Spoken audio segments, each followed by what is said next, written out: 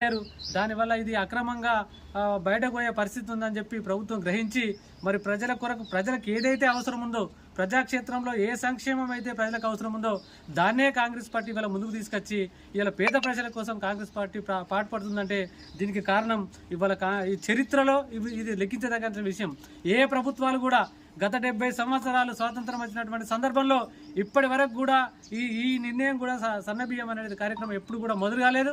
ఇవాళ తెలంగాణలో ఈ యొక్క మొదలైనందుకు మనం కాంగ్రెస్ పార్టీ తరఫున మన ముఖ్యమంత్రి గారికి ధన్యవాదాలు తెలియజేస్తా ఉన్నాం.